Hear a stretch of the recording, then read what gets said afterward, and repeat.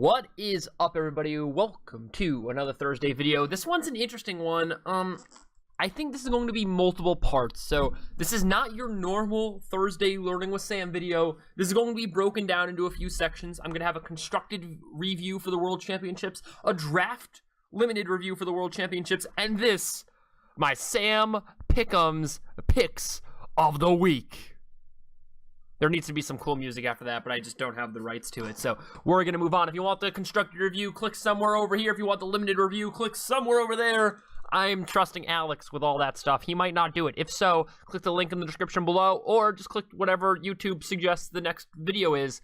But what we're going to do is we're going to break down all the constructed decks, all the limited possibilities, who's playing who, what teams are going to play what, who's testing with who. But right here in this video, we're going to pick a winner. We're going to tell you who to bet on, who to lay some money on. We're going to give you our Sam Pick'ems picks of the week. Bum, bum, bum. All right, so here we go. So I thought this would be an interesting video here. We have the Pinnacle Sports betting odds. Ooh. We have the Pinnacle Sports betting odds for the World Championships. And what these are... What these are odds made by a fellow MTG player. I don't know who made these, but a bunch of them live down in Curacao and make these odds. And so all these are 31 to 1, meaning if I were to bet $10 or $1, I would win this many. So if Lucas Bertude wins and I bet $1, I win 31. Now there are 24 players here.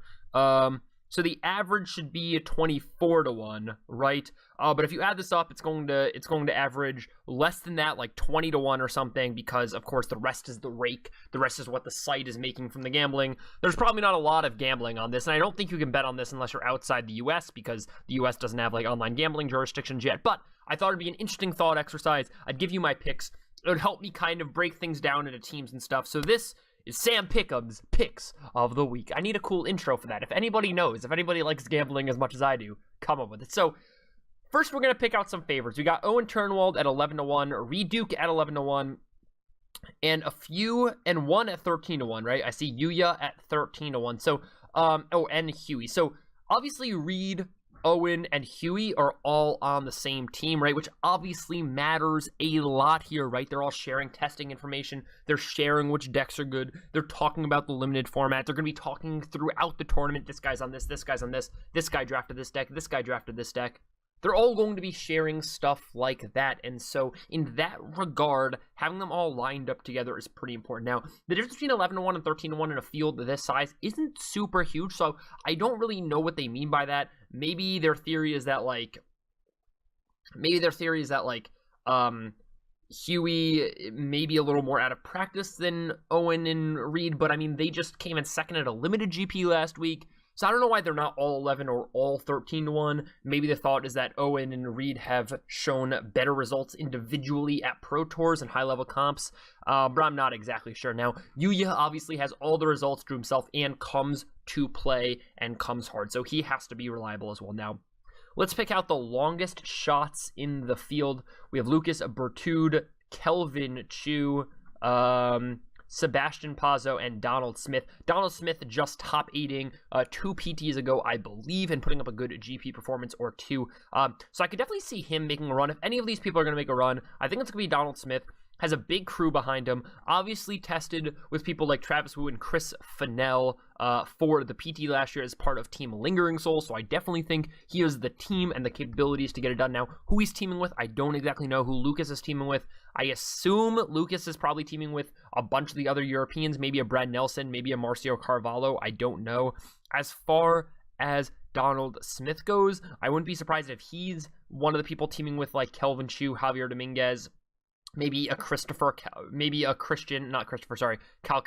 some of the younger guys, maybe. I don't know if there's like, because usually the younger guys hang out together. Also, Donald Smith was with Oliver too at the last team GP, so I imagine he runs in some of those circles as well. A lot of the young guns run in, so maybe he's testing with them. That being said, I think Donald Smith is going to be well prepared, and I have a lot of faith that he's going to be able to make it happen at 31 to 1. So if you got to pick a long shot, it's him. If I have to pick a close one, right? A Yuya, at like one of the Yuya, William Jensen, Brad Nelson sitting here at a nice 15-1, Shota at 15-1, Carvalho at 15-1. I think I would run with Huey. Huey has a lot of big-time poker experience.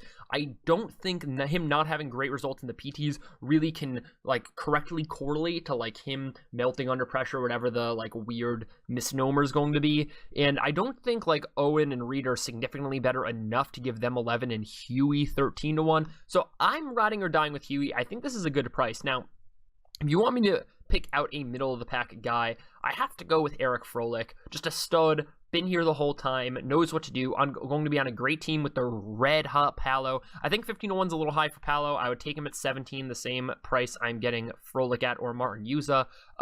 Li Shiqian being 21-1 seems insane. Seth Manfield, a former winner, being 21-1 seems insane. But they're trying to say that Manfield might have spiked it, and this field's probably tougher than a previous field that he won in. So I'm totally fine with all of those. Now, so if I need to give you my 3 favorites to make money, right? If your goal is give me 3 guys, one in the middle, one a favorite, one a long shot that you think are going to do well and have good odds in this tournament, I think Froelich is 17-1, Donald Smith at 31-1, and Huey at 13-1 are all good shots. Some of the middle guys that I like and don't like. Not a huge Martin Mueller fan here, not a huge Seth Manfield fan here, not a huge Martin Yuza fan here, surprisingly enough. I do like the calculator at 17-1 and Samuel Black at 17-1. I would bet those numbers if they were 21-1 or higher, but at 17, it's a little tight for me. Yuya and Shota are always close. Shota at 15-1 seems like you're just risking it. Like, if he shows up and has a great show today and has an insane constructed deck, he's like 9-1, right? So he could be 9-1, or he could come with a deck that dirtles and doesn't do anything, and he could be 84-1. So those would kind of be my picks. Once again, constructed video, check it out. Limited video, check it out. I'm just pointing at the screen. If Alex puts them there, that's awesome. If not, he doesn't. But anyways, check them out. Thank you so much for watching. And yeah, click through to the next video.